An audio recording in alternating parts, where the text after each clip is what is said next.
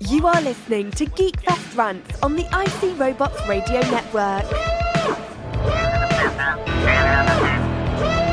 You have located GeekFest Rants, the entertainment podcast for genre geeks like you.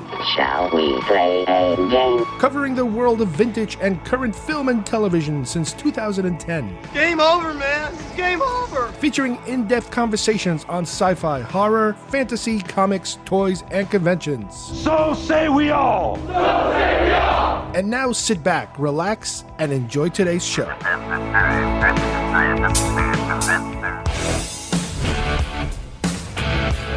No one's allowed to talk, is that it? You can't talk? No, you intimidate them. Good God, you're a woman.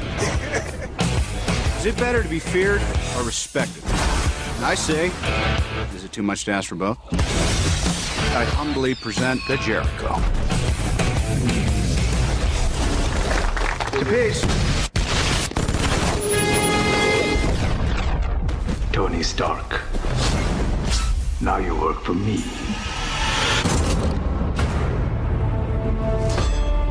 What are you building, Stark?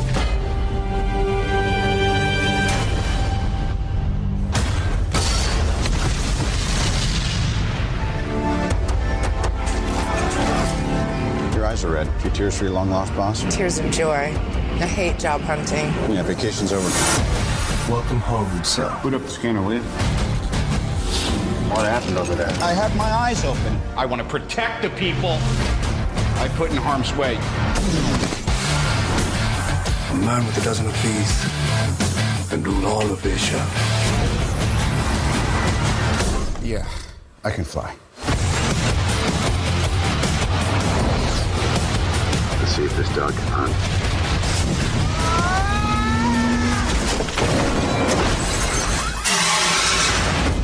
So the upgrade is complete.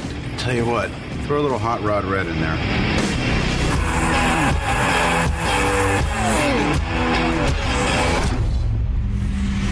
Hey. Good luck keeping up.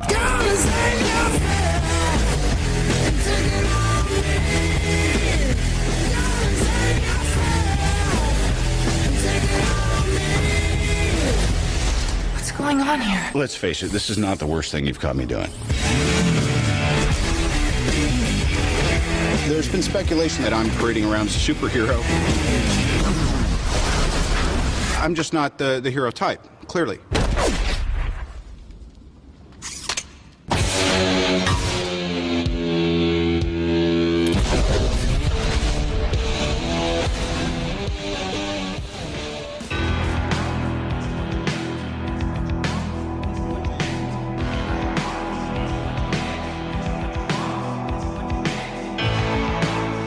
Everybody, and welcome once again to GeekFest Rants. My name is Carlos Perron, and today we are welcoming a new co-host. His name is Steve. I'm going to introduce him in a few minutes, and the subject that we are doing is DC versus Marvel. We are going to examine the history of the films, how they have competed and fared against each other in the past, the many different renaissance, if you will, of Marvel and DC films that we've had, and the current status of what is most known now to the public as the modern era of superhero films, and how and why is it that DC still seems to be a little behind the ball when it comes to this particular genre, where Marvel seems to be outperforming everyone else. So let's get started with DC versus Marvel.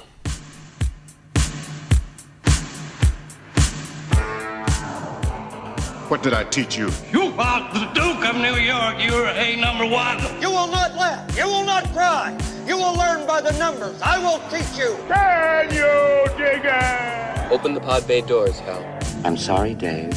I'm afraid I can't do that. That spawn of Satan. Oh, really? The Force will be with you, always.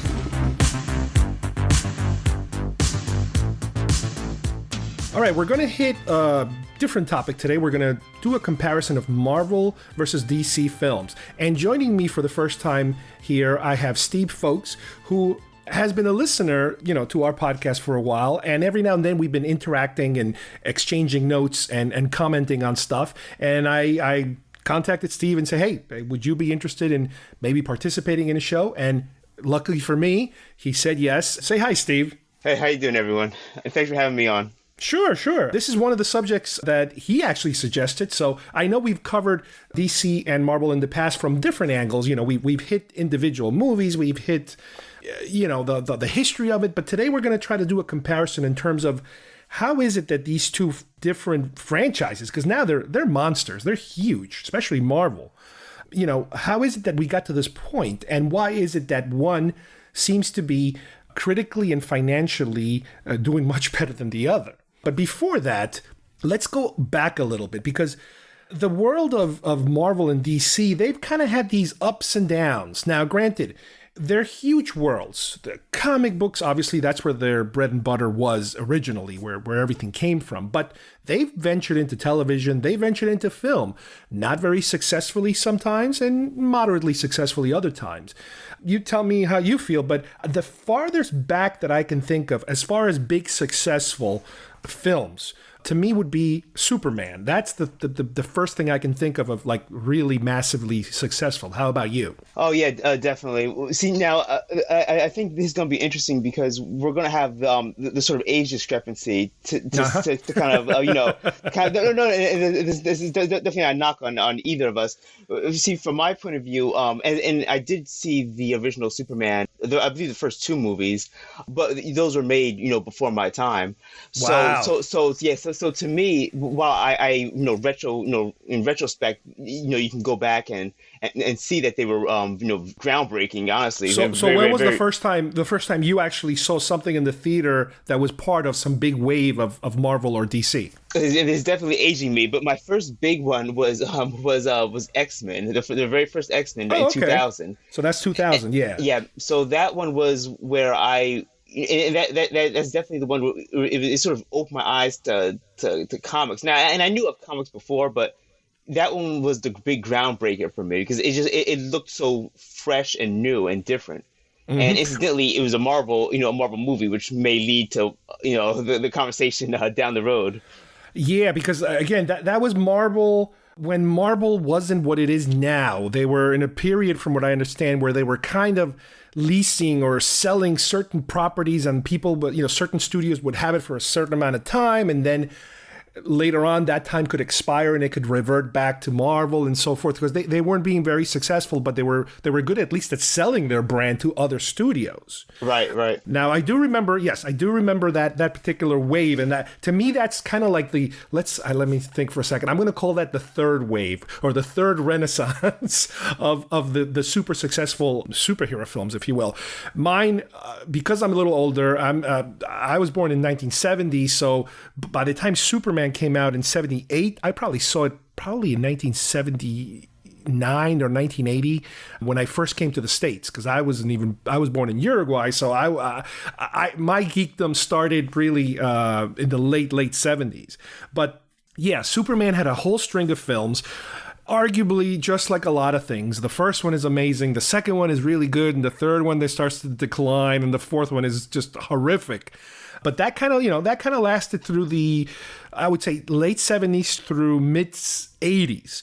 Then we had also from DC in the later 80s, way late 80s into the mid to late 90s, the Batman films, the Tim Burton Batman films. And that was also super successful because it took them a while, but they finally got a Batman film that was very, very successful and popular.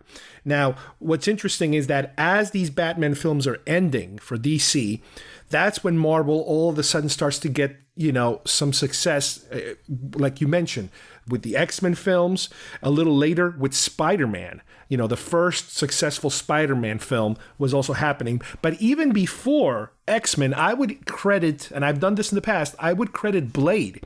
Because Blade was actually a pretty successful, like really good superhero film, which also kind of gave its own sequels after that. So now that we kind of moved into the 2000s, into the early 2000s, this is where we're both kind of watching things at the same time.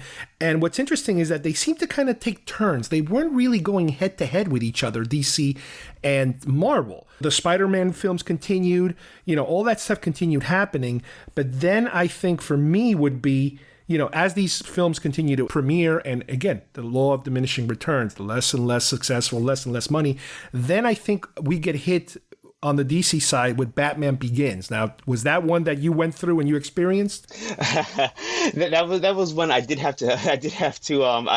endure. I was not a huge fan of the original Batman Begins, but just to go back to your point earlier, actually, with the original 1980s Batman, that one was something where, again, I was all of 2 years old probably when that movie came out. So, but I did see it. I have great memories of my sister and I going to the Blockbuster, renting it. That's on VHS. The rental market. Yeah, and watching it on VHS, and that was that was probably my first experience to comic book movies, and I absolutely fell in love with it. And as you said later on, when Batman Begins came, when it seemed like they seemed to have some sort of, like, I guess, plan, because you can tell that movie set up a lot, especially it had that idea of, okay, let's plan, it wasn't, I don't think it was trying to plan a universe or anything, but it definitely set something up to, piggyback off of, the next. Yes. And so I did enjoy Batman Begins, but it just felt so, I guess because I was also on the heels of watching, like the X-Men movies and I believe Hulk around the same time. So it was a bit darker. Yep. And it was I guess the beginning of that sort of gritty, realistic filmmaking that's become very prevalent now.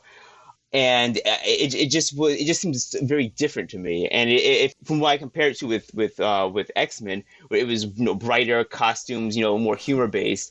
Batman Begins was very darker. It was grittier, and something I can go back now and appreciate more. But at the time, it just felt a little different to me. Well, another thing to keep in mind is that we're mentioning these films, but there have been plenty of huge bombs in between these. For example, DC had Catwoman, Constantine, V for Vendetta, Green Lantern, Jonah.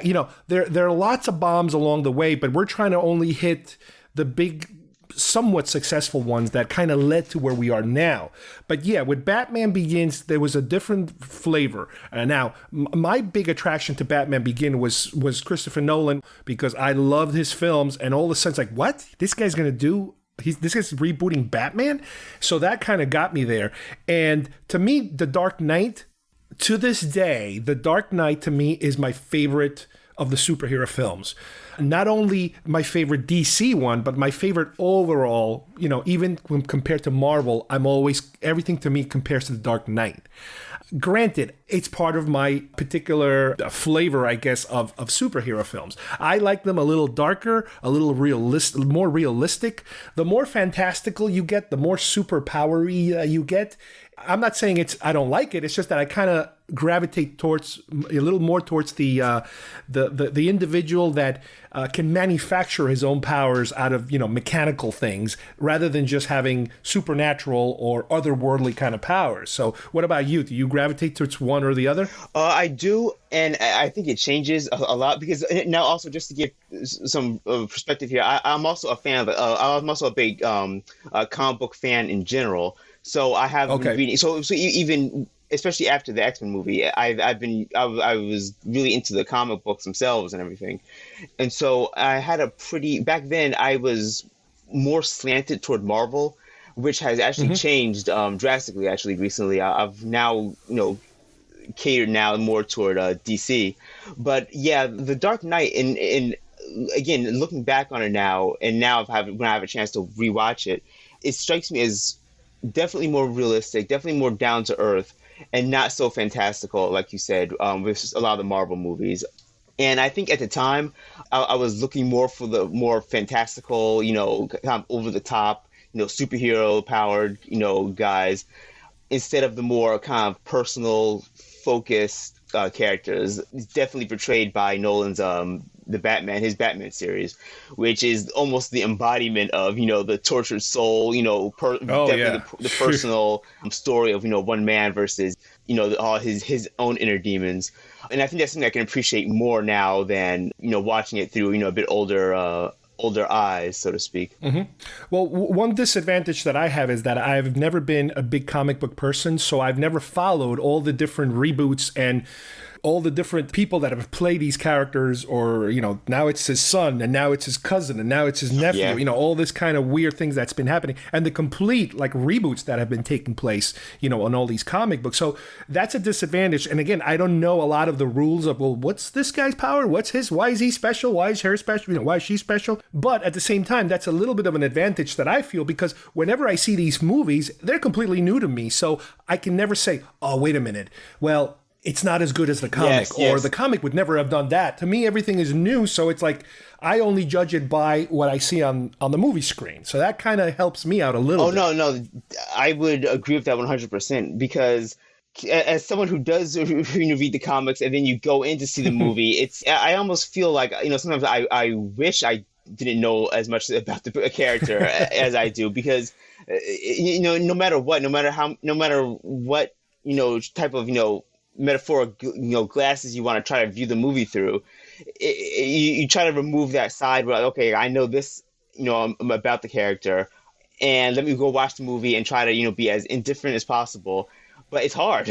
Again, and the perfect example of this is, you mentioned it before, was Constantine. That was one of the comics I got into at the time, and it just so happened that the movie was coming out at the same time. I was like, oh, this is great. I bought the first 2 volumes of Constantine. I was, reading them. I was really getting into it. And the Constantine movie is such a departure. I mean, it is a very big departure from the original character of Constantine. I love Keanu Reeves, but to me, he just didn't really fit that Constantine character that was set up in the comics. So when I was watching, I was like, this. I mean, it's good. I'm entertained here, but I just didn't really see it as a Constantine movie. And so that's a definite advantage I think people have when they don't know the source material as well, because they can kind of watch it more on the surface level, rather than having to sort of not nitpick, but see the flaws and the differences rather between the comics and the movie. Yeah, my son, for example, he actually went back and started buying all the comics and started catching up. So he has more of a similar view to you, where he can compare contrast the two. I'm only going based on what's being played in front of me. Now, one thing that I find interesting is that on the DC side, whether they're hits or bombs, whether they're one-shot off type of characters that never return, like Catwoman or Constantine, there is definitely a darker tone to all of this that seems to have started with as early as the Tim Burton Batman, I would say, all the way through the 90s and the 2000s and up to now. They kind of seem to stay on that. Now, I don't know, again, I don't know my comic book history. Are there no more positive, happy characters? Or is it just do you think it's just the way they decide to portray them?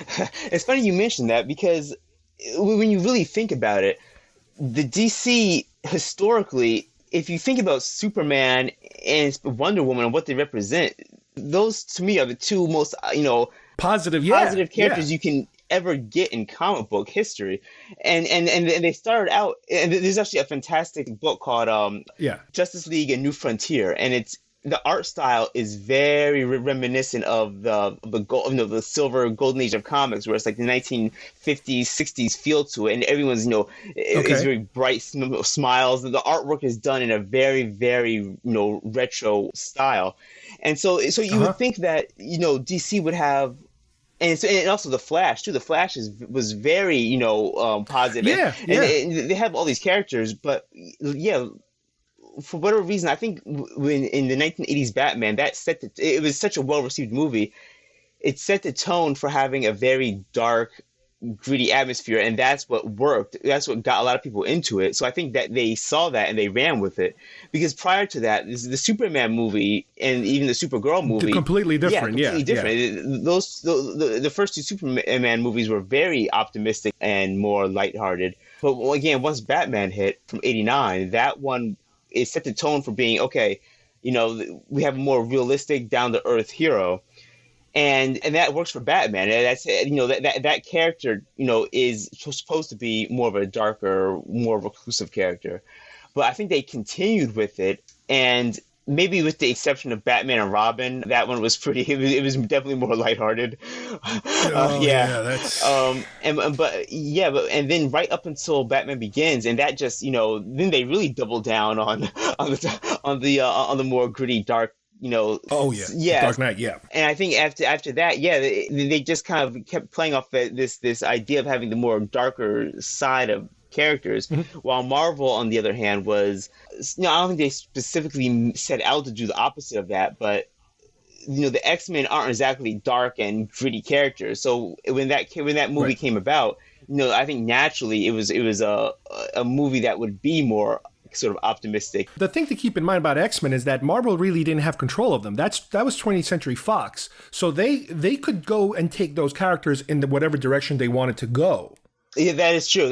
But I mean, just thinking about though, I can't. I mean, they could have made a darker X-Men movie, but I can't imagine how that would. I mean, it could definitely be done, but I think that the X-Men would lend themselves naturally to more of a more optimistic, bright movie. And when Batman Begins started Batman himself lended itself to more of a darker tone. So I think literally it might have been more of the fact that DC got its really firm footing, even with just the '89 Batman, and then from the Batman Begins, they started with the same character that was much darker naturally. So the movie the movie had to have been more, just from a story point of view, it had to have been more of a darker tone. While I think Marvel and, as you said, 20th Century Fox, they were starting with, for the most part, like you said, Blade did come before, but I still think X-Men was the one that kind of kicked it off. Yeah, X-Men exploded. It just exploded. And I think X-Men was naturally, again, leads itself to more of an optimistic, brighter future type of story. Now, what's also interesting is that as DC is having success with Batman, and again, they went to Batman again, they went back to the well for Batman, and they did use Christopher Nolan, which is, granted, he's an eccentric kind of director. He directs kind of darkish, kind of strange films, so, you weren't going to get a very brightly happy kind of film. He was perfect for that film. What's interesting is that they tried to resuscitate Superman with Superman Returns, and it did also have a slightly darker kind of feel, but that kind of went nowhere. That was one of those that they tried it and it just didn't work. They couldn't continue. Yeah, and I remember I did see that in theaters as well. And I was never a huge Superman fan, but that movie just didn't really resonate with me. And we'll get to this later, I'm sure. But it contrasts that with the Man of Steel movie. Yeah, that one to me, struck me a bit. It was more Superman-ish to me, even though that was equally, as you could say, in tone, rather dark as well. But Superman Returns was odd. It just didn't. It seemed like they were trying something new, and they're trying to, I guess, build off, the success of Batman. But it just didn't really. It just didn't really play out well for me. Now, what I think when DC really decided that they were going to really commit. Now, in other words, we mentioned that with the Tim Burton Batman, things were dark. Okay, they were dark, but they're also a little funny here or there, weird, because, that was the Tim Burton look. And then when Batman Begins with Nolan, he's super serious dark. Okay, got it. But I think what actually triggered them to continue in that and to look at the future of DC was with Watchmen, Zack Snyder's Watchmen. And again, even though Watchmen wasn't a huge monster hit, it definitely set the stage for what comes next. And not only did they kind of hedge their bets on Snyder in terms of he is the guy who started this new current DC wave of films, and, they let him kind of continue quite a bit before they kind of put the kibosh on it. But I would say that the Watchmen aesthetics are the ones that we're seeing now, in a way, with a lot of the modern DC movies. Yeah, I definitely agree. And Watchmen was such, in the same way that Marvel sort of dug deep for their Guardians of the Galaxy movie, Watchmen to me is the same sort of thing, in my opinion. Watchmen, if you were to ask someone, prior to the movie coming out, I think that was 2008, 2009, if you would have asked someone, who are the Watchmen, no pun intended, who are the Watchmen, I don't think too many people would have really guessed, or known about them. You have to be plugged into comics to know that. You have. Exactly. I didn't know. I remember knowing the name, but I had no clue who these people were. Yeah, and the same thing goes for Marvel's Guardians of the Galaxy. Like, those weren't really big names, but now they are. And so when Watchmen came out, and it was such a success, and I saw it retroactive. I didn't see it in the theater. I saw it later on, and it was so very different, so very stylized. Oh yeah, and it was very dark and dystopian, and so it had like this very different feel to it. But while it was dark and it wasn't the same sort of grittiness to me as Batman Begins. It was something. It was a bit different. It was more stylized than Batman Begins to me, and so that's what really drew me into it. Mm-hmm. And I really enjoyed Watchmen. I know it didn't really it wasn't as successful. I think looking back, but I really enjoyed it. And I think you're correct when you say that Watchmen kind of set the tone for what we have now with the DC. For better or for worse, your question mark. Because I think they took a lot of things from Watchmen that were very, very successful, but I think they sort of got themselves into a sort of a trap of theme that they really couldn't break out of. Well, with Watchmen also, again, they really went deep with the director. This is Zack Snyder coming off of Dawn of the remake of Dawn of the Dead 300, where you had all that weird looking comic bookish filmmaking that he did, and he was able to bring a lot of these weird slow motion kind of things that are like, wow, I've never seen this before kind of stuff into Watchmen. Yeah, now it's used in many of the movies now. They have that same sort of like some slow down, not Matrix-y thing, but sort of like a it's not exactly bullet time. It's something else. Yeah. It's something weird, which is kind of working its way out now. I think they're by the time you realize there's a new trend, they're already working on another trend. That's the funny thing.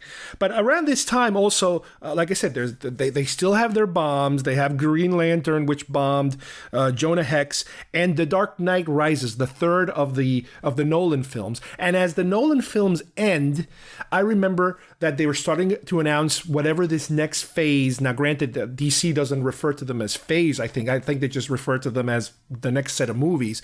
And there was almost kind of like this passing of the torch, because Snyder was going to be kind of helming, the next wave of films, and Nolan was going to be like executive producing them. So granted, I don't honestly believe that Nolan really did much executive producing. I think it was a way of kind of letting the audience know, it's on good hands. This is the next guy that's going to push everything forward. And that is what brings us to the current phase of the DC films. But before we do that, let's catch up with Marvel. So as we mentioned, X-Men, Blade, Spider-Man, sequel. You have Daredevil, you have Hulk, the first Hulk film, which, again, very iffy. Some people really don't like it. Some people do like it. This is the Ang Lee Hulk I'm talking about. The Punisher has been done so many times. Elektra, Fantastic Four, again, not very successful. Ghost Rider, more Fantastic Four. And right about the time where these DC films with Watchmen and Superman Returns are kind of starting to wind down, that's when Marvel somehow gets its act together, is able to, I guess, get enough money to have one big gigantic shot at trying to put together their own franchise that they're controlling and that they no longer have to sell to 20th Century Fox, to New Line Cinema, to all these other places, Universal, that normally that's where these things would be going to. They say, all right, let's do it ourselves. And what they give you is what they refer to as Phase 1, which includes, and let's go through these, Iron Man, The Incredible Hulk, Iron Man 2, Thor, Captain America, The First Avenger, and The Avengers. So let's start with Iron Man. What were your thoughts on the premiere of this new Marvel phase? And I think this is where the ball was put into Marvel's court and they ran with it. Oh, yeah. Iron Man was, and I didn't know, well, obviously I don't think any of us did, but we didn't know this at the time, where Iron Man was being set up to be sort of like the pillar of Marvel's their kind of new outlook on their movies. And I'm not sure even they knew it was going to take off like this. But I was a big fan of the Spider-Man movies. Like I liked Spider-Man 1, 2, and 3. Yeah, I even enjoyed Spider-Man 3. But Iron Man, it was, you can tell there was something different about it because it took itself seriously, and it was very character focused, like unusually so. And so when I saw it, I was like, okay, wow. And then, you get the kicker at the end, the post-credit scene. And when I first saw it, I figured it was just, okay, they're just setting up for a sequel, or I figured maybe it was just for an Easter egg for fans. I didn't see it as a fact that they were planning something much larger. So Go down the list. The Incredible Hulk, I didn't see in theaters because it felt like just yesterday that the previous Hulk came out. So the new Edward Norton Hulk, I still wasn't seeing the fact that they were setting something up for, this big sort of team event that would be the Avengers. Right. Yeah. Right. So when these movies were coming out now, I think that Marvel, they had an idea, but I don't even know, even to their credit, I don't know if they even knew that it would take off in such a way that it did. Well, I'm going to assume that the plan was, in this particular case, to introduce characters. And once you have, let's say, 4 or 5 of these characters, they will do a big team up. And that will be like the super crazy movie that everybody fights everybody, and will bring some other characters that didn't have exactly, single movies attached to them. If that was their plan, that's exactly what they ended up doing. They ended up giving you a taste of these characters. Now, what was interesting is that as they're introducing new characters, they're also giving you sequels to some of these characters. So while they're still within Phase 1, if you will, which again, Phase 1 is like a 4-year period from 2008 to 2012, you have Iron Man, Iron Man 2. So at least with Iron Man, and I imagine they probably did it with Iron Man because it's probably the most popular of them all in that time. Because the first film was so popular, it's kind of like, you know what, we can afford to do a sequel before we do the team up because people want more Iron Man. So fine, there's your Iron Man. Then you throw Thor in the mix, completely different. Then you throw Captain America, again, something a little darker but different. And then the team up. Now, what they decided to do in the beginning, which I think it's part of the success of Marvel, is that they're giving you different, what I like to call different flavors of superheroes. You have your very human, dark kind of, do-it-yourself, mechanical kind of things, which are your like Iron Man. But then with Thor, it's more otherworldly. So you have a little bit of a different flavor of the type of character. With Captain America, it's almost a combination of both because he's very, down to earth, but he does have super strength. So he kind of falls in a different area. He's not otherworldly powerful, but he's more like, I guess you can call it scientifically altered. It falls under that realm. So for your comic book people, or even for your not comic book people, they're giving you 3 different styles. And then at the end is when they combine all these 3 styles of superheroes to have their big, gigantic, mega hit with Avengers, which is something that, while this is happening with Marvel, DC hadn't yet figured out, but they're trying now to catch up to that. They're trying to say, oh, that's how you do it. Now let's do it that way. Let's give people these different characters, and then let's do the team up. But here's the catch. With Marvel, as we continue, and we'll see this, they're going to introduce different flavors and different types and different demographical targets that they're trying to hit with their audience, while DC seems to be kind of stuck on the same tone, the same dark tone, until they can kind of figure their way out of that. How do you feel about that? Oh, yeah, no, and yeah, that's pretty much spot on because, and as you said, the Marvel movies were very different compared to each other. So the movies were able to, speak out to a more people in a more of a wider range of interests than say some of the DC movies. Mm-hmm. Like you said, Thor, it was much more not cosmic but more mythological based, and it was and again, Iron Man more down to earth kind of. I don't want to say every day because he's building a flying suit, a flying mech suit, but he's more Batman-ish, exactly, if you will. Exactly, if you can compare him, he's the Batman version of Marvel. And you contrast that with DC, and and also to add to that, at the same time, DC was sort of wrapping up, I think, the Dark Knight series, Christopher Nolan's Dark Knight series around that time. So unfortunately, they were losing the Batman as most people knew him at that time. So they would have had to have, restarted Batman almost immediately. And I don't think that would have worked very well. So when they did Man of Steel, they were still in that phase of, okay, everything is dark and gritty, but to me, it just didn't feel as Superman-y as did, obviously the Christopher Reeve Superman. So I think they got themselves off to a bad start with that. And I hate to say, and the Green Lantern movie definitely didn't help either. And you can see the footsteps of DC were trying to sort of do the same thing. Like they were introducing Green Lantern, they had Man of Steel. So they were it looked like they were trying to work their way up to that, same sort of playing field. But, when you get yourself off to like a bad start like that, it's hard to recover because these movies cost, millions of dollars. You can't just, start over again and say, wash your hands clean of it. So one bad movie and, you sort of put yourself behind. Marvel had the steam, because Marvel did have a few, clunkers in there as well. Marvel had, Ghost Rider wasn't exactly, received very, very well. Right. But a lot of these bombs that Marvel is having during this period, they're still bombs that were leased to other studios. In other words, they were not official part of Phase 1 bombs.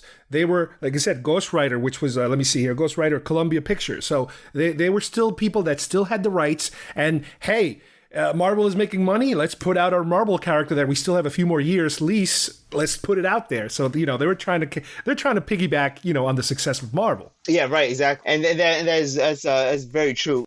And the only thing I would add to it is the fact that like we as audience members and more kind of in the know of the comic book movies and the comics themselves, we can sort of see through different production studios that are entitled to this. But to a lot of the people who watch these movies, very casually.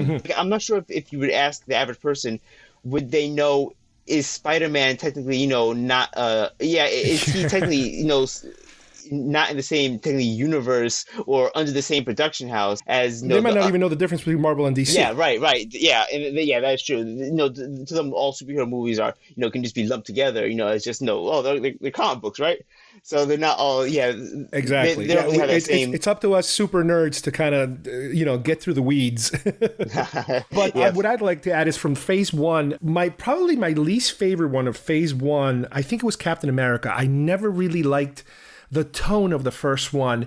And it's funny because not until the end, when you get that extra bonus scene where he wakes up in modern time, that I got to see that. To me, it just felt so, and I think they did it on purpose. It was so like apple pie and gee whiz, and it was like stereotypical World War II stuff that we've seen and we've heard about. And it's purposely made that way. And what's funny is that even he reacts that way because, they sent Captain America to be, a USO performer, and he wants to do the real dirty, gritty stuff, but they want him to just be a clown for them. Yeah. And a lot of the movie kind of gave me that feel that, this isn't realistic. This is somebody's romanticized version of World War II.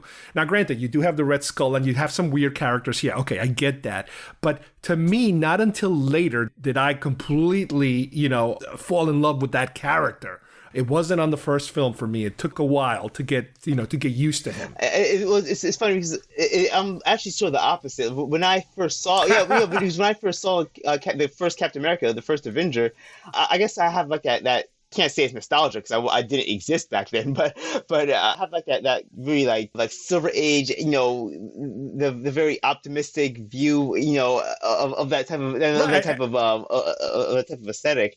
And so when I first, and you think it's more true to the comic, right. Because even if you look at some, that's the difference. Even if you look at some of the covers of the old Captain America comics, it literally is that. If you project yourself to be like this happy, smiling, as you said, apple pie look to it, and that's really, it was so over the top, almost beating you over the head with it. And that's what sort of drew me in. And then when they did follow it up with Captain America Winter Soldier, where if anything, that probably was Marvel's kind of more darker toned movie. Oh, to me that's my favorite Marvel film. I enjoy it. I really I can watch that movie many times, but I guess maybe at the time when I saw, I was worried, like, oh, okay, here we go with the darker, gritty, grim, everything, sort of is, going, frowns and, tears.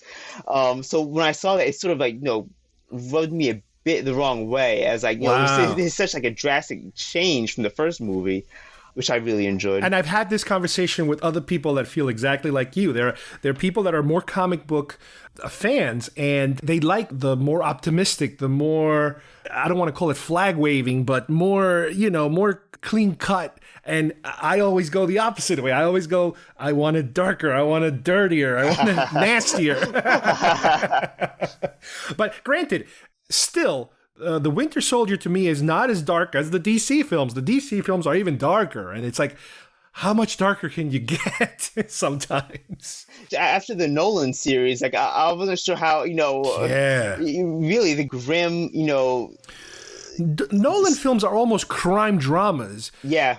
What we get later with DC, it's more comic book darkness. Like you say, Man of Steel wasn't as dark, but it had that dark layer on it. By the time we get to Batman versus Superman, Dawn of Justice, now we're dealing in what the ideal film that Snyder is putting out. This is the model that they were hoping to be able to continue, and obviously it didn't work out too well. Yeah, and if we want to shift the conversation now to, I guess as you said, more of like the Phase 2 era in Marvel's parlance, at least. When Batman v Superman came out, and that movie, as I recall, had a lot of production issues as well. So take that into account as well. When Batman v Superman came out, you can tell like they were trying something, and they were setting. Like I think they finally got it into their heads that that in order to sort of emulate what Marvel was doing, they had to sort of change their style a bit, and they had to sort of emulate what Marvel was doing with their after credits, post scenes, and trying to plant the seeds for a plan down the road. But and again, they just really got off to a bad start with it, because the movie itself, it had many good moments to the movie, and there were some things that I wish would have been continued, but then the other half of it is just very disjointed, and it just felt like they was watching two different movies. And now I haven't seen. I think it's called the Ultimate Cut or the final Snyder cut, This, or is that for Justice League? Justice League is supposed to have Justice League is a Snyder cut, which it doesn't really exist in any form. And nobody has seen it. yeah. Apparently, no one's seen this cut. No. But the Batman vs Superman, there is actually another, fully watchable. Like I think it's called the Ultimate. Oh, a version director's. Of it. Okay. I actually might have it on my my Blu-rays here somewhere. Yeah. Check it, because you might actually have it there, and it's just a much longer and more yes expanded upon. There's a lot of scenes in Batman vs Superman for the theatrical cut that were cut out, and for this Ultimate cut they supposedly added a lot of the missing content that was cut out of it, and it's supposed to be a much better watch.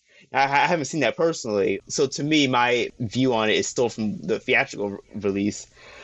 But yeah, it just didn't come together as much as well as the Avengers did. And you can, if you compare the two movies, the Avengers versus Batman v Superman, it just doesn't. It's just really not there. Right now, while this is happening, we're around 2016 now.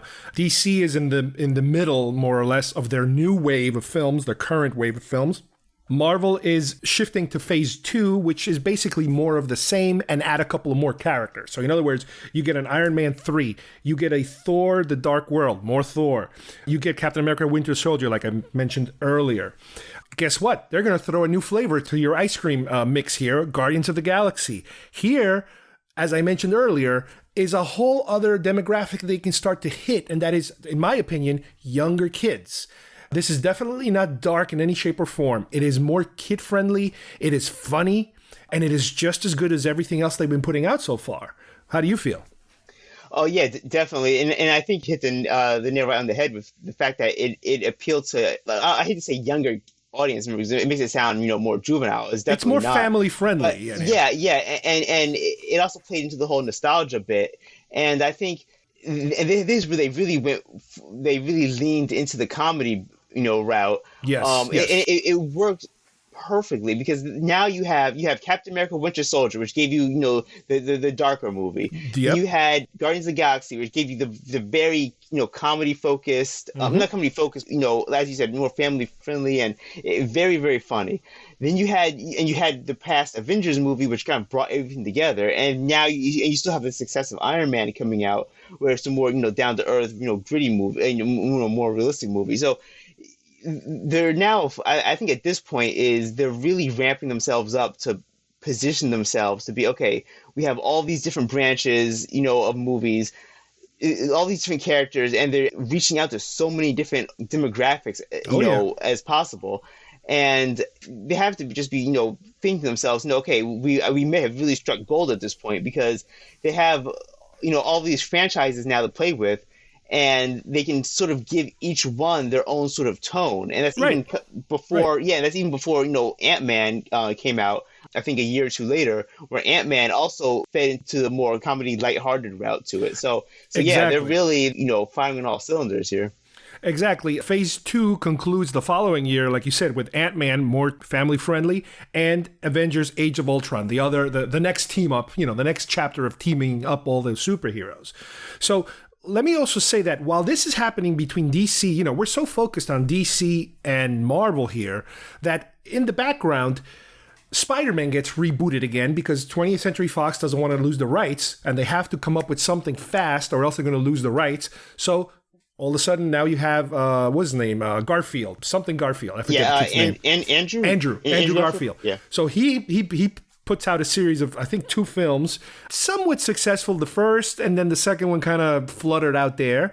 X-Men gets rebooted also because same situation. They don't want to lose the rights, so they have to come up with a new one. And it's a whole bunch of new actors and some old actors here or there, back and forth. So they kind of chug along too, kind of on the side, while Marvel and DC are really going head to head. Did you continue to follow any of those other franchises while this is happening? Oh yeah, because I was such a fan of the Tobey Maguire Spider-Man franchise, yes. and actually, when they first announced the Amazing Spider-Man with Andrew Garfield, I was sort of surprised, because back then I wasn't following as closely, like the nitty gritty of the production. Mm-hmm. I was just like, the movies, hit me one by one. So when the Amazing Spider-Man came out, which had Garfield, I was pretty surprised that they were kind of wiping the slate clean from the Tobey Maguire one. And it was so soon. It was like, oh my God, already? Which is similar to what happened with Batman. Batman was over, and then boom, they restarted it again, between Nolan and Snyder. Yeah, exactly. And that's actually, incidentally, this was the reason why I sort of got more into, looking and finding out, what was going on, why they needed to reboot it. Because while I know, even when it came out, Spider-Man 3, I know didn't really land that well with audience members. I didn't think they needed to, throw away, the entire franchise and redo it. But at least here, so when I a bit more of the the research into it and how they weren't really under the same house, I was like, oh, okay, so they're trying to revitalize, trying to also piggyback on the success of the current Marvel movies. Mm-hmm. But I enjoyed. I guess maybe because I'm just a Spider-Man fan, I enjoyed these Spider-Man movies as well. Up to this point, I had enjoyed all of the Spider-Man movies. I can sit through Amazing Spider-Man 2. It's not my favorite at all. But I've had people that kept telling me that they would have accepted more Sam Raimi Spider-Mans if they were to just keep making them. They were fine with them. Yeah, and there was nothing really. I mean, Spider-Man 3, it did have its moments of the dancing scene. I think its main problem was that it just tried too much in one movie, and I think they learned from that as well. But it was just a little too much, all crammed into one movie. Well, let's continue with DC because we're almost catching up to where we are now. DC, after the Batman vs. Superman film, you have Suicide Squad, a very unusual departure from what would be considered their main characters. All of a sudden, they try to they do the bad guy team up, kind of thing, which. It kind of worked and didn't work. It was kind of like I guess you call it a mild hit. It wasn't a super blockbuster, but it made enough money to, it actually won an Oscar, believe it or not. Yeah, it surprised me enough. I think it was special effects or something. I don't remember. Yeah. Makeup or something. I don't know. But again, these are characters that are way on the side that you never would expect to see, obviously, as independent films. Yeah, and I think this is where DC, again, I think the phrase putting the cart before the horse sort of leaps out at me when I see, when you first heard of Suicide Squad, only because if this movie, I think, would have come out after they had established some of these characters, I think it also would have done a bit better. And I think the fact that it seemed like they were at this point in DC's decision making, really, in movies, it seemed like now they were sort of more grasping at straws, and it seemed like they were trying to, emulate Marvel so much in the fact that they were, trying to pull out, okay, what can we do next? Well, this worked for Marvel, so let's do this. And then, when Marvel has another successful movie, let's pivot and try, these sets of characters. And it comes off as very disjointed, and it seems like they can never, connect these characters that they've been slowly sprinkling around. They seem to kind of just go toward what the next best thing is without, putting the time in to slowly and methodically set up the building blocks like Marvel has done. Because if you look at the list of films here, Marvel has, you can tell that they've put one movie out for a character. They've then, giving you a sequel to another character they've set up. They put out a sequel to the first one, and the roadmap is sort of like a building block of each character kind of building off the next one. You have a lot of like Easter eggs and the kicker scenes at the end of the movies, setting it up.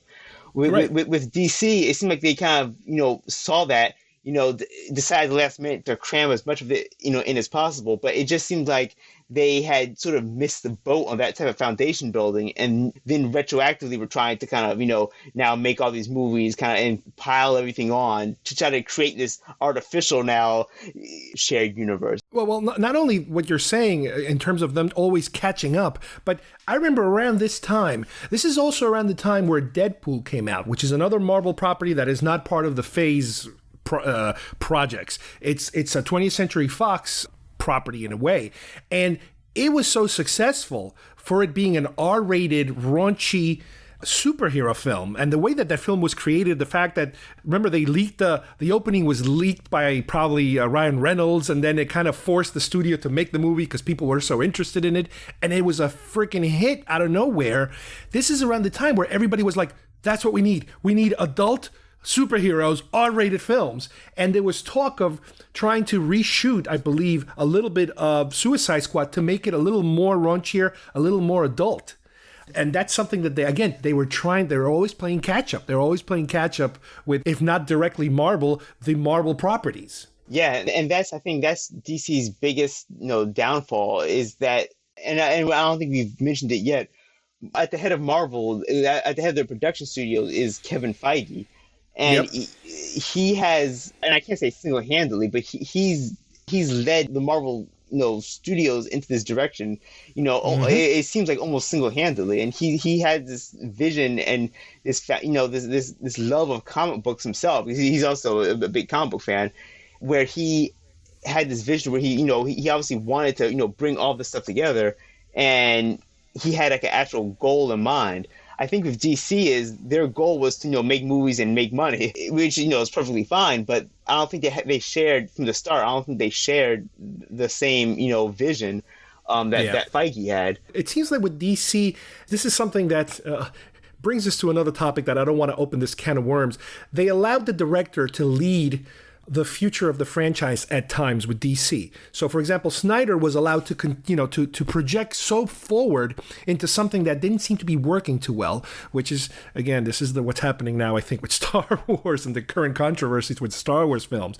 But Marvel, on the other hand, it wasn't a very director-centric plan. The directors were gun for hires, and yes, some of them did return here or there, but the directors didn't really drive the franchise. Feige drives the franchise. It's in the hands of somebody else, not the creatives, the directing creatives. Yeah, and I think, and again, yeah, I was going to bring it up earlier, but I didn't want to open up the Star Wars can of worms. But yeah, I mean, if you just look at the Last Jedi, and yeah, I know.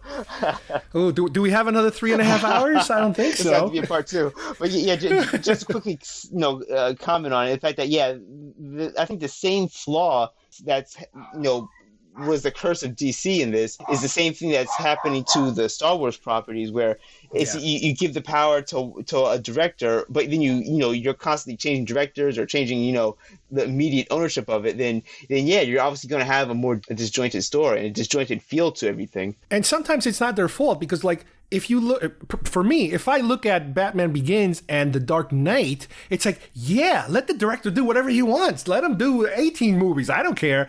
But obviously, after a while, the wheels start to fall off the wagon. Yeah, right.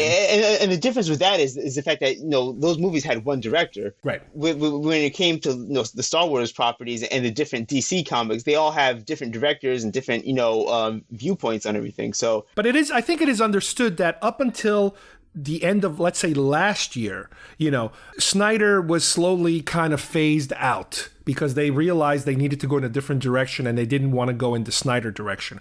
Which brings us to Wonder Woman, which is kind of still under his wing, if you will. Obviously, he's not directing it. But to me, Wonder Woman was excellent. I love the portion that was somewhat dark and the portion that was a little lighter, a little more bright and friendly, not as dark as everything else we've seen. Now, granted, when they're teaming up, everybody goes into dark mode. But with Wonder Woman, it is my favorite of the modern DC films. Now, again, it's no Dark Knight because I'm still stuck with Dark Knight. But as far as this current wave, that's where I am with Wonder Woman. Yeah, I agree. And I think it's pretty ubiquitous that Wonder Woman definitely is their ace in the hole at this point. Yeah. Because and I think more recently, I think it's sort of all confirmed that there won't be a Man of Steel 2, or at least in the respect of Henry Cavill playing him. So I think that's all but confirmed. But with Wonder Woman is, right now at least, Wonder Woman is definitely their, sort of standard bearer into where they want to sort of lead the DC universe. And it is a fantastic movie.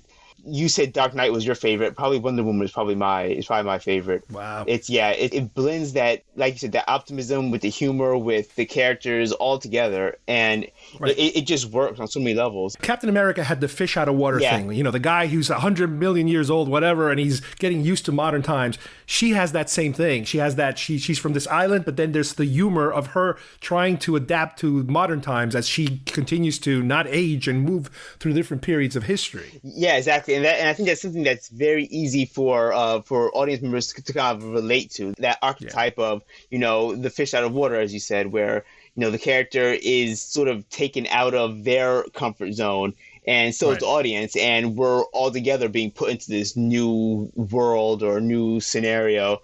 And I think that kind of speaks to a lot of audience members. So I think those type of films definitely do better in terms of ratings, at least, because it sort of feels like, and not a lot of people know about Wonder Woman, or they don't know her history. So when you can kind of go along the journey with her, so to speak, I think that really works. Even the Thor films have a little of that, of him interacting on Earth, and all of a sudden, he's not used to the Earth customs and that sort of thing. That gives you the little access to be able to throw all that humor in there that sometimes you're missing. Yeah, exactly. Yeah. And that's, I think, is a main difference between a lot of DC movies, is where, Superman, he's not really, because he's so powerful, he's never really out of his element. Because he's always more in control, so to speak. I mean, he obviously gets into fights and he gets beaten, but Superman himself as a character is so very all around good that it's hard to kind of relate to him at times. Yeah. And Batman, is more of a darker character where it's not as easy, to rate one-on-one with the character, at least from a very personal level. Everyone, you love Batman, as a character, but, relating him to him on a personal level is kind of hard for a lot of people. So I think that's what also Marvel did a very good job at with their movies, is that they sort of gave us the characters, but they also gave us a very human side of them. Mm-hmm. And actually, one of my favorite Marvel movies actually is Doctor Strange, which is I can't really say it's probably one of the more popular Marvel movies in the universe, but it definitely spoke more to me, I suppose, because they set up the character himself in the beginning of the movie a lot, as well as, you know, his Doctor Strange persona, because the movie actually takes a decent amount of time setting it up before he even becomes Doctor Strange. Oh, yeah. Now, Doctor Strange is part of Phase 3, part of Marvel. But before we jump on Phase 3, let's just wrap up DC, because we only have one movie left that actually came out, and that is Justice League. Again, this is the final Snyder involvement in probably this entire side of the franchise. As far as I'm concerned, it's their Avengers, basically. It's their team-up film. I believe at the time, because of the success of Wonder Woman, they were also talking about, can we add more Wonder Woman into this? Can we add more scenes with her? Because they were like, oh my God, this movie's making so much money. Let's see if some of that can kind of bleed into Justice League. But unfortunately, I think they had the same problem that they did with Batman vs. Superman. It is that type of tone. And even though you did have some new character, you know, there was more Wonder Woman. There was, Aquaman is in it now, which they had a little teaser before, and Cyborg and The Flash, and, you know, all these little things. But again, they did not hit a home run like, you know, an Avenger-size home run when it came to that particular one. Yeah, unfortunately, Justice League to me suffered the same problems as Batman vs Superman. Like, there's some really there's some really good pieces in this movie. Like, there's some really good scenes that I can, and it's almost heartbreaking to watch, because like I'm watching this, I'm saying, why couldn't you do more of that, or lean more into this part? But and then there's other scenes where it's just like, you got to throw your hands up and say, what were they thinking? And also, I think my biggest complaint is the fact that they just didn't set up these characters to sort of stand on their own. Like, Cyborg, he was introduced here. Well, yeah, we only get a taste of these characters at this point. Yeah, and I think, like, yeah, you can definitely introduce characters for the first time. It would be very hard for them to create 5 different movies, or 6 different movies rather, 6 characters. But it just seems like they just threw as much paint at the wall as possible, and to see what could come out of it, because pieces of it just did not stick very well. I think they don't have the confidence to give you the individual story of the character and then do the team up like Marvel does, because they're afraid if you don't like the individual character, then they can't include that character on the team up, because it's going to kind of poison that film. So they're kind of doing it backwards. They're kind of like, they're giving you a taste of the character, and then depending on the reaction of the audience, it's like, oh, you like this character? You like Aquaman? You like what we did? Okay, we're going to give you a movie of Aquaman now. It's like they're trying to do it differently, but it's not really working out too well. Yeah, and a case can definitely be made for it, because that is very true, where they sort of gave us the buffet here where we can get a little bit of everything. Yeah, it's an appetizer. Yeah, they get a little bit of everything, and then, I guess they would have spawned off the different movies. The only problem with that is the fact that when the movie itself doesn't work, you then lose interest in all of the characters, because, you'd rather have a character where where if you do miss one movie, if one movie doesn't land well, then you have at least another movie to kind of exactly. The way they're doing it is you give everyone a little bit of everything, but when the whole thing kind of falls apart, then the audience is left with a bad taste in their mouth for all of the characters. So I can see it working, but it's just the fact that it just didn't land very well. So let's move forward with Marvel and go through Phase 3, which is where we're going to end on Phase 3 right now, because we're waiting for more things to come out. 2016, you also have Captain America Civil War, which is the third Captain America film that to me kind of felt almost like a little Avenger-y kind of film, because there's so many characters running around Civil War. Did you get that feeling? Yeah, actually, it really surprised me, because I saw this, when I saw it in theaters, I was expecting, a Captain America movie, and all of a sudden, we were thrust into the middle of everyone being there, and I was really sort of surprised in a good way. But it's the fact that with the name Captain America on it, to me this movie is like it's an Avengers 3. It was Avengers 3 before Avengers 3. Even the theme of the movie is the Avengers having a civil war, so right. To me, this isn't a Captain America film. This is an Avengers film, but needless to say, it was great. And it also brought in the surprise, of Spider-Man in the movie.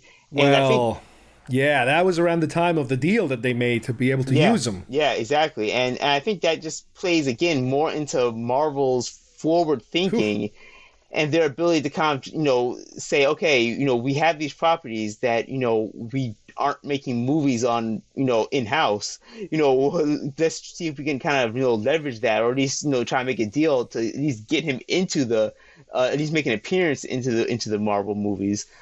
As we see now, is still, helping them, in spades. Yeah. The Phase 3 then is followed. You mentioned Doctor Strange. I like Doctor Strange. I think, again, this one falls a little more on the Thor side as far as I'm concerned. It's a different kind of superhero. He's got his own different type of powers, but it is into the mystical, magical type of realm, in terms of your particular flavor of superhero. Guardians of the Galaxy 2, again, more Guardians of the Galaxy. To me, it was just, I couldn't tell you I like one more better than the other. To me, they were pretty much the same.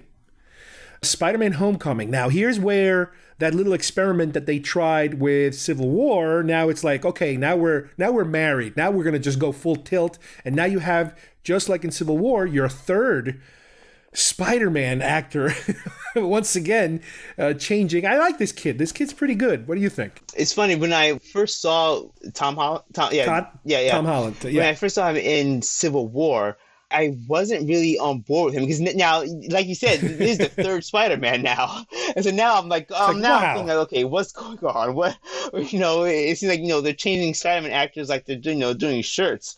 So when I first saw Civil War, I wasn't really I was like, okay, we're just gonna get another one, in a year or two. But when Spider-Man: Homecoming came out, and we get his full backstory, we get him being the focus of the movie actually, and we get to see him be a little more be the focus of the movie. Then I was like, okay, I actually do like this kid. He's actually he fits to me what Peter Parker always has been.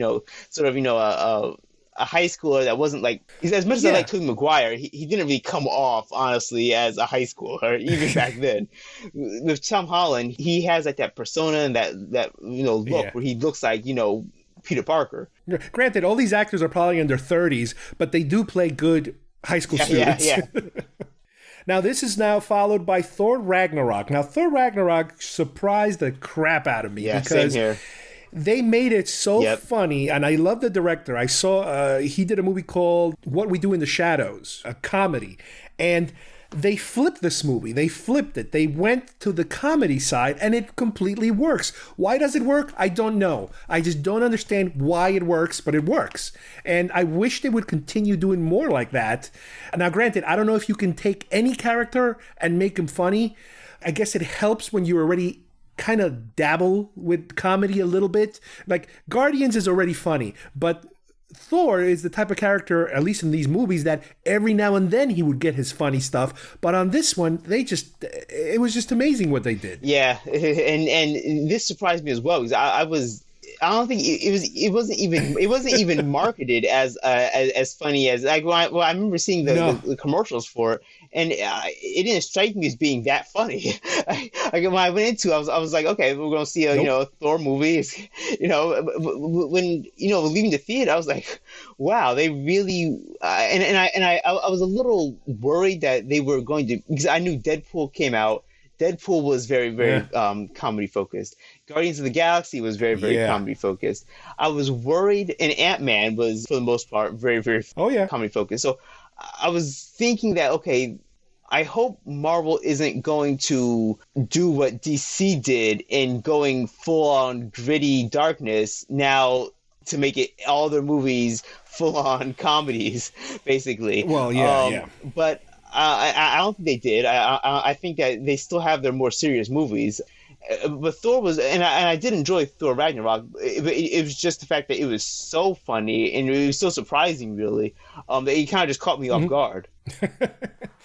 All right, now Thor is then followed the following year, the first one from this year with Black Panther. Now, I do remember when they used to have these like stockholder meetings or whatever, where they would put up the monitor, the huge screen, and they would have all these little symbols of all the future films. And it was like Phase 3, you have bump, bump, bump, bump. And then like Black Panther, I'm like, wait a minute, what the hell is Black Panther? I don't know. I don't know if I ever heard of Black Panther. So a couple of friends of mine would tell me, oh, well, yeah, they have this other character. I was like, oh, okay, that's interesting. What I love the best about Black Panther is that he's not a sidekick. He's not something that you can just kind of put him on the side and give him some time and then get back to the story. he's his own story. He can stand up next to any of these major characters, you know, like your Iron Man or your Spider-Man, and they created that entire world just for him. He's not kind of shoehorned anywhere.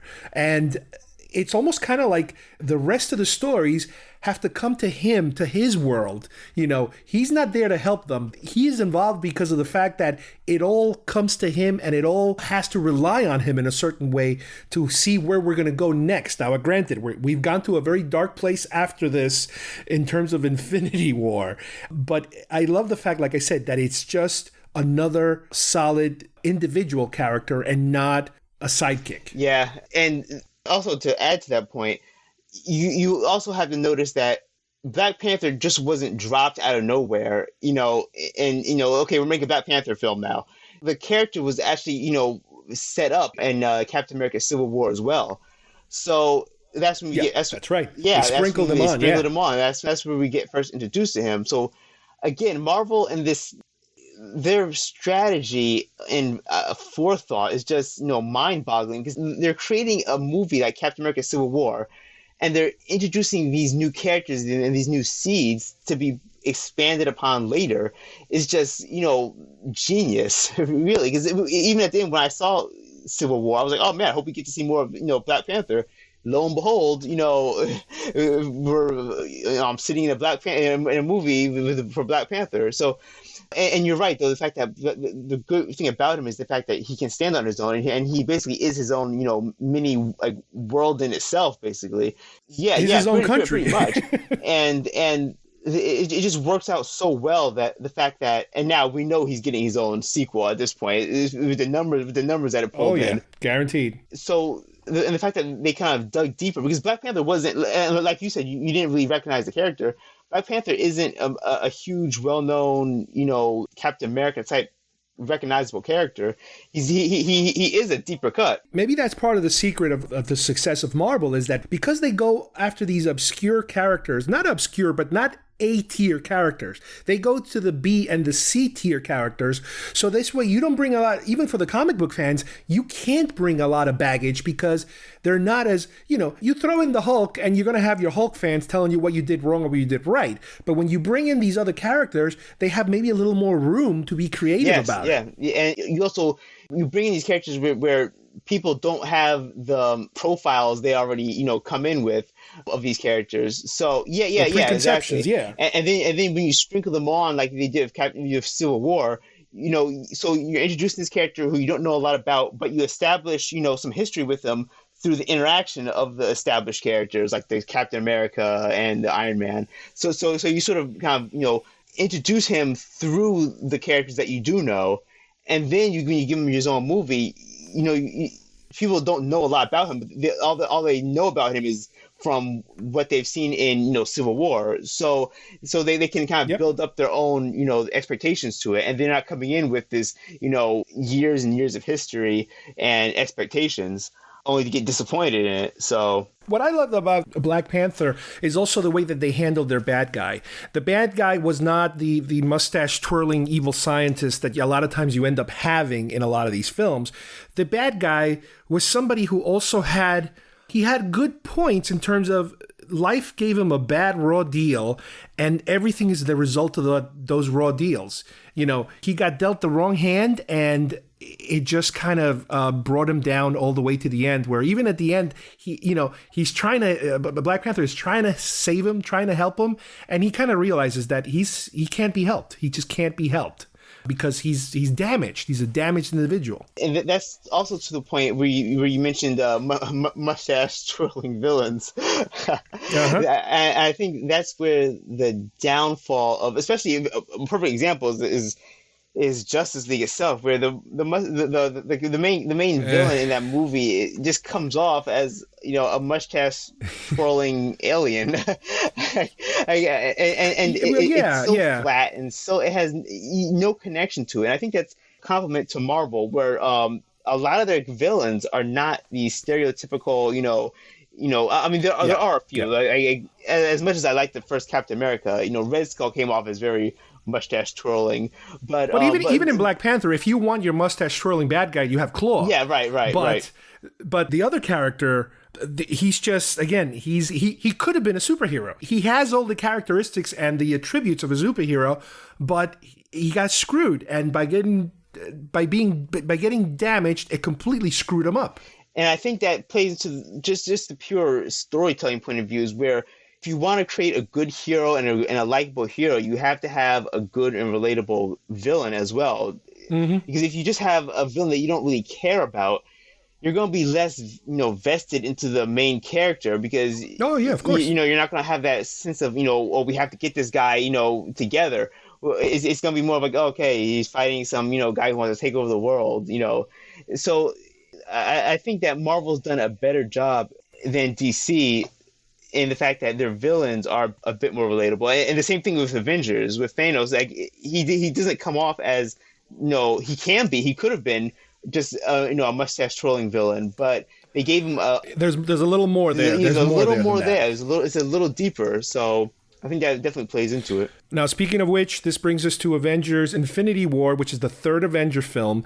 I liked it a lot better than Ultron. Ultron to me felt a little like, okay, just more of the same. Okay, I get it. Fight, fight, fight. This one is bigger. This one I walked out saying, oh my God, it's The Empire Strikes Back. What a downer. Now, granted, I understand, just like I believe most people understand, a lot of these people are coming back. So don't get too sad, but they do punch you in the gut at the end of this movie. Like, they're peeling that Band-Aid one hair at a time. And to me, it's my favorite of the Avenger films so far. And they were able to bring everybody into this movie, and you could see those connections that you mentioned. Almost just about every single connection that they've been building up for the last, 10 years. It all comes to this movie. It's all there for you. Yep, and I actually like Age of Ultron. I'm not sure why the movie gets it's just like a bad rap. I actually enjoyed it. Maybe I'm just easy to please, but not to spoil anything if you haven't seen it yet. But yeah, most of the people who, as they quote unquote get dusted, they're coming back. So I don't think it's that big of a deal. But yeah, this movie definitely sets the bar, I think, way high for DC to match, because this movie definitely, and it's not even good on just like a superhero comic book level. It's just a really, really good movie. I mean, to the point where it's almost like Dark Knight good. Yeah. Not only does it just bring everyone in, which is itself is a feat in itself, it just plays on so many emotions, and especially by the end of the movie, you're like you said, it's like, wow, well, what did I just sit through? And they don't feel like cameos. They feel like they're there for a specific reason, and they're going to accomplish something, or they're going to get destroyed. It's not like, okay, it's my turn to push this, and it's my turn to do that, and I'm going to push this button, and you're going to push that button. No. They're there for a reason, and it's very realistic. Yeah, and because this movie, with the amount of characters that are in this movie, it easily could have been like, okay, smile for the camera, cameo, and next shot. It was written in a way that it felt natural for everyone to be there, and it felt like you said, everyone had or at least something to do to contribute to the movie. It wasn't just, you show up for 2 seconds and, just so we can say, it's the Avengers, everyone's here. Yeah. Pause it here. There he is. Okay, get on with the movie. Yeah. Now, this year concluded now with Ant-Man and the Wasp, which to me was just basically more of Ant-Man. It's that flavor. It's the more kiddie stuff. They do tie it to this movie. Believe it or not, they still tie it to this movie. Very important. Whatever happens at the end, it is completely tied to this movie. But again, it's a fun film. It's a family film. You're going to laugh through a lot of it, like you did through the first one and through Ragnarok and through even some of the Guardian films. So you were given that flavor also to kind of chew on this year. Yeah, this one I have yet to see Ant-Man and the Wasp. Because as much as I liked the first Ant-Man, it was a little too on the nose. It was like a little too much, even for me, I guess. And I was going to see this, but I was like, okay, let me just wait it out. I'll wait till it comes out on home video. Definitely rent it when it's available, because it's not bad. It's just, to me, again, it was more of the same. It's more Ant-Man. Yeah. And the same thing for me goes for Deadpool too. I saw the first Deadpool. I enjoyed it. More of the same. It wasn't enough for me to go back to see Deadpool 2 though. So what about Venom? Did you see Venom? Venom, I did see Venom, and I'm sort of happy if Venom isn't part of the MCU because I wouldn't have wanted it to kind of start like that. Like, oh, okay, I haven't seen it yet, so that's going to be a video one for me. I'll wait for you to see it, but it's good, but it's just very weird. Like it seems like it's trying to blend. It's trying to do what I think Thor Ragnarok tried to do, if that's a good analogy. Like it tried to blend comedy with seriousness, but it just doesn't work because there's some scenes in it where it's like, okay, this is they're trying to go more horror, and then it's more comedy on the other side of it. So it's like two drastic different approaches to it, and it just comes off as I don't know. It didn't really do a lot for me. The last one I want to mention that, again, is not directly tied to Marvel directly. It's part of the 20th Century Fox line of X-Men films, in a way, Logan. That one was excellent. It was completely different. It was practically a Western, how weirdly different it was and how serious. And a bit of a downer also. I don't know if you had a chance to see that one. I did. And this is, if I had to crown the all-time favorite, this is my favorite Marvel. Okay, I guess you can't say it's Marvel, but it's my favorite Marvel-based comic book movie. Okay. Of all time.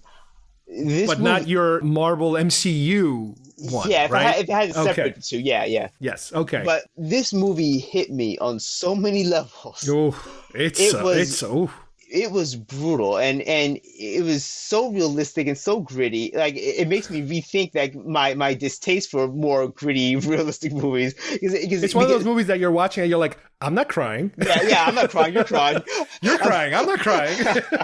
because no, I mean it's scene after scene. Like it doesn't let up. Like at least with like Avengers, there's moments of comedy in there. They sprinkle it in. Not here.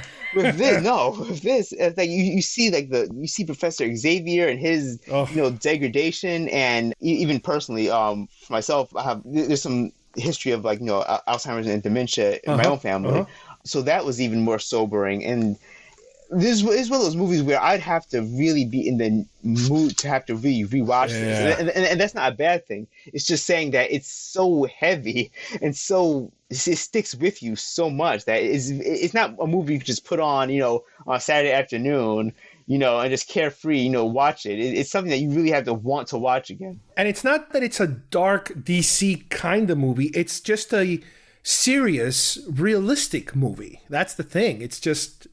It hits you. It just hits you from so many angles, from the little girl to, like you said, Professor X, to Logan himself. All these problems that are just colliding with each other. It's just incredible. Yep. Yeah, I agree. Because I'm looking at I have like a whole bunch of my Blu-ray copies out now. I'm looking through them and looking at the cover of Logan. It's just. Man. I think this is one of the ones that they were saying also that you can buy it. There's like a black and white version. That's supposed to. The one I have on here is it's called Logan Noir, and it comes with the DVD. The Blu-ray. I keep saying DVD. The Blu-ray comes with the black and white version, which I haven't actually watched it yet. Actually, I haven't seen it in black and white yet.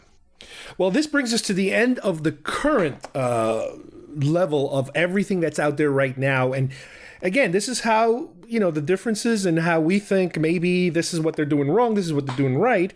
Now, we can't get into the future ones, but we're just going to throw out the names because, granted, there were other ones that were going to be made, but they got scrapped or delayed or whatever. Like, for example, The Batman is no longer on the production slate because of the problems they had with Ben Affleck, I believe, more or less quitting the role. But the DC side, later this year, we have Aquaman. Next year, we have Shazam, Joker, the single Joker film, not the Suicide Squad Joker, a different Joker, the Joaquin Phoenix Joker, Birds of Prey, and then the Wonder Woman sequel, Wonder Woman 1984. Those are all in the post-production right now, so those are definitely coming.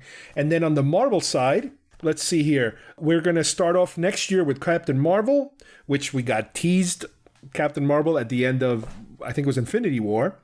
There's another untitled Avenger film, which is the sequel to Infinity War, which they haven't released the title yet. The Dark Phoenix film, which is the new X-Men film, which now it's a weird situation because the rights of X-Men, the Fox rights to X-Men diverted back to Marvel. So this is probably, I guess, the final 20th Century Fox version of the X-Men. Spider-Man Far From Home, another Spider-Man film, same production group as now we have because of the merger. And the New Mutants, another 20th Century Fox version. I guess I assume that's part of the X-Men franchise, more or less. Is that correct? Yeah, that's correct. Yeah, the New Mutants will be sort of like it was sort of like their B-listers from like their B-list spinoff. Wow. Now, but wouldn't that also revert back to Marvel because of the merger? Yeah, I would expect so. I would think that because the merger is pretty much set in stone right at this point. So right, but I think because they started the production under the 20th Century Fox banner, before the merger, it is still considered to be a separate entity, I guess. But I don't know how the profits work, but who cares? We're not getting any of those profits. Wow. Well, listen, this has been a really good one. I mean, this went on longer than I thought because there was so much material and the backstory. You can't jump into the modern without giving the backstory. But, I hope you guys enjoyed our topic today. I don't know about you, but I definitely want Steve to come back and hit us up with another show, another topic, another anything, because I think this one worked pretty well. What do you think? Yeah, and I would love to be back on if you and the listening audience would have me. That'd be great. Yeah, this definitely went longer than I thought, and it's great. I think we hit on a lot of the key points here. And we can definitely probably maybe in a year come back and revisit this topic and see has DC kind of turned to right the ship, as they say. Caught up? Yeah. And I also heard something about that Marvel doesn't want to refer now to the future as phases. They're not really doing phase 4, phase 5 because in the past when they've announced stuff, some stuff has gone away. Like I remember the Inhumans was supposed to be a movie at one point, and then they turned it into a television show, which kind of flopped. So I guess they don't want to kind of show their cards too much now because you never know what kind of changes they might have to make, and they don't want to end up, shortchanging people and all of a sudden, oh, what happened to this? What happened to that? So I think they're kind of playing their cards a little closer to the vest on their future films. In this like super connected world we live in right now, where everyone kind of jumps all over any slight news about production problems or something. I think that's probably a smart thing to do because we see the internet masses riot whenever there's like a slight production problem or if some photo gets leaked. So I think playing it a bit closer to the vest with a lot of their announcements is probably a smart thing to do. All right. Well, all I know is that both of us will be either going to the movies or jumping on the next Blu-ray that comes out to be able to catch up and keep up because this world is so big, but we're going to continue. Well, I hope everybody enjoyed today's show. We tried to chart the entire history for the majority of the DC and Marvel films all the way from, I would say, the late 70s to the present. We focused a lot on the current state of this particular wave that we seem to be riding now that, we don't know where it's going to go, and the differences between the successes and the failures between DC and Marvel, and which way we think this whole thing is going to go, and, what are the type of things that would help one over the other. I would also like to thank, and I hope you guys enjoyed, our new co-host Steve, who helped me out with today's topic, and hopefully we will hear from him again very soon. So, on behalf of everybody here, thank you for listening, and we will see you soon here at GeekFest Rants. Bye-bye, everybody.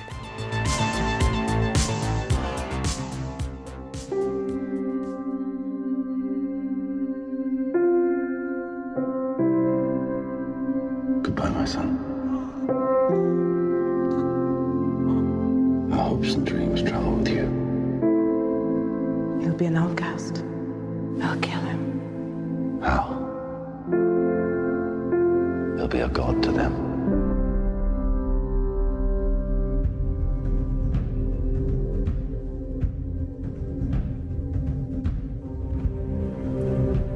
What if a child dreamed of becoming something other than what society had intended? What if a child aspired to something greater?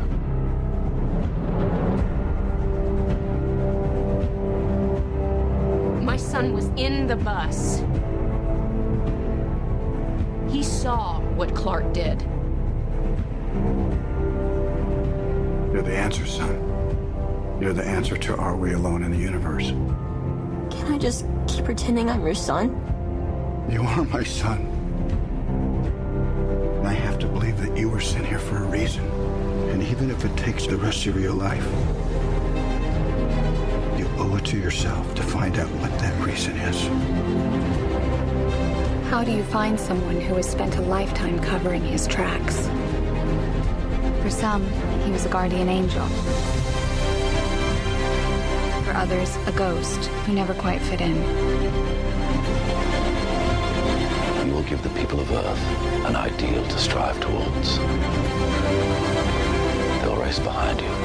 They will stumble. They will fall. But in time, they will join you in the sun. In time, you will help them accomplish wonders.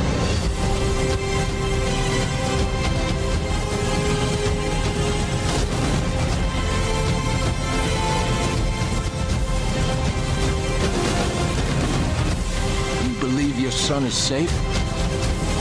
I will find him! My father believed that if the world found out who I really was, they'd reject me. He was convinced that the world wasn't ready. What do you think? What's the S stand for? It's not an S. On my world, it means hope. Well, here it's an S. How about... Excuse me.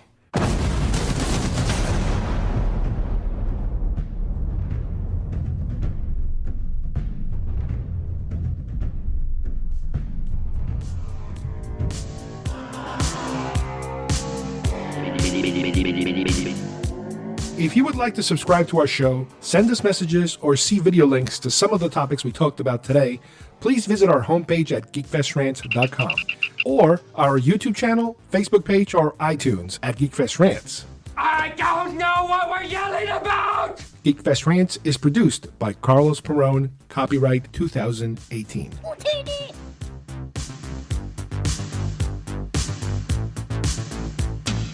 This broadcast is part of the IC Robots Radio Network.